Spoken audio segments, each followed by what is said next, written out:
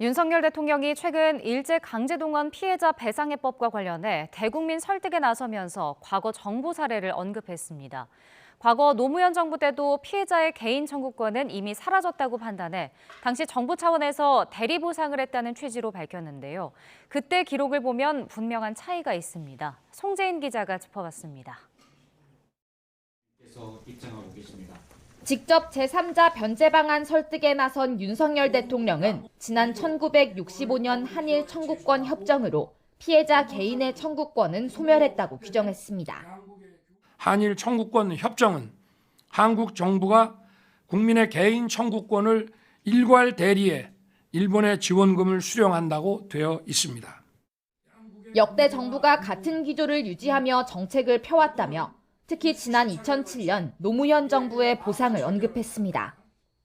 이 같은 기조 아래 역대 정부는 강제징용 피해자분들의 아픔을 치유하고 합당한 보상이 이루어질 수 있도록 노력해 왔습니다. 2007년 또다시 특별법을 제정해서 7만 8천여 명에 대해 약 6,500억 원을 각각 정부가 재정으로 보상해 드렸습니다. 이 같은 판단은 사실일까? 특별법 제정의 근거가 됐던 2005년 한일회담 문서 공개 후속 대책 관련 민관 공동위원회의 논의 기록을 살펴봤습니다. 이해찬 당시 총리를 공동위원장으로 해 부처 장관들과 사회 지도급 인사가 참여했습니다.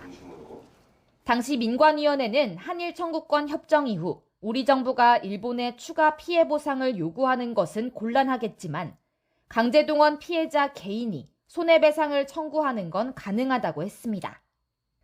1965년 일본 정부가 불법성 자체를 부인하며 법적으로 인정하지도 않고 있던 강제동원 피해자들의 손해배상 청구권이 협정 대상에 포함됐었다고 보기 어렵다고 명확히 설명했습니다.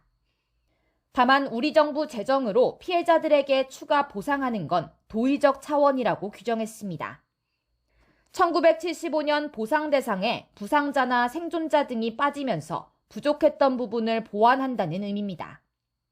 나아가 이는 우리 정부가 일본의 도덕적 우위를 확보하는 차원이라며 징용 과정의 불법 행위에 대해선 일본의 법적 책임을 물을 수 있다는 점을 명확히 해야 한다 명시했습니다.